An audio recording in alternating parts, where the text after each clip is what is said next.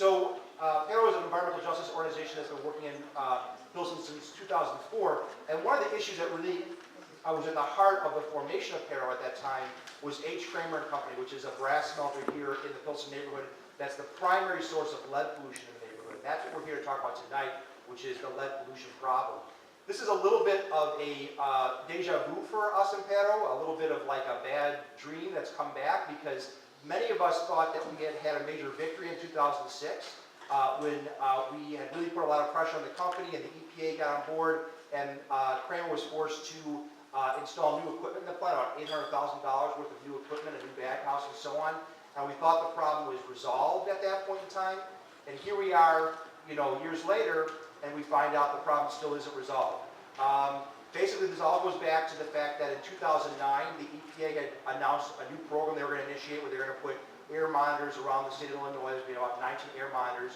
Originally, Pilsen wasn't included, but Maria Chavez, where's Maria Chavez? Maria? Maria? Put your hand up. Yes, Maria Chavez,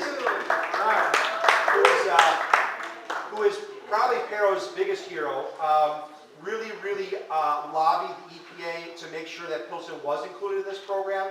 And the argument was, we have a company that we know has been a bad polluter for years, that's right next to a school, right next to Juarez High School. It's a few blocks away from a park, Dvorak Park. There's houses all around it. When we used to see these big clouds of dust that used to come out of the building in the summertime particularly, it used to filter down the streets and into windows and people's houses. In the summer, most people here don't have air conditioning, so they open their windows during the day and at night, and it would filter into the windows into their houses. There'd be this white film that they'd find on their windowsills and on their cars.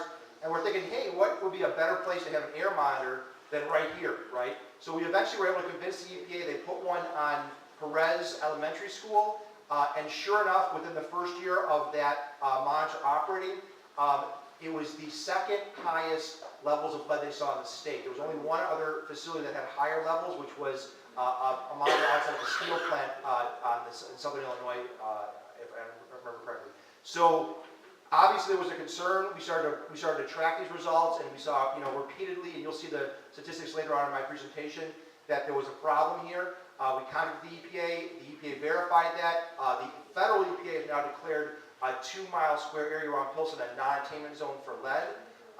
And the Illinois EPA and the State's Attorney General's office is now going after Kramer, which they feel is the primary source of the problem.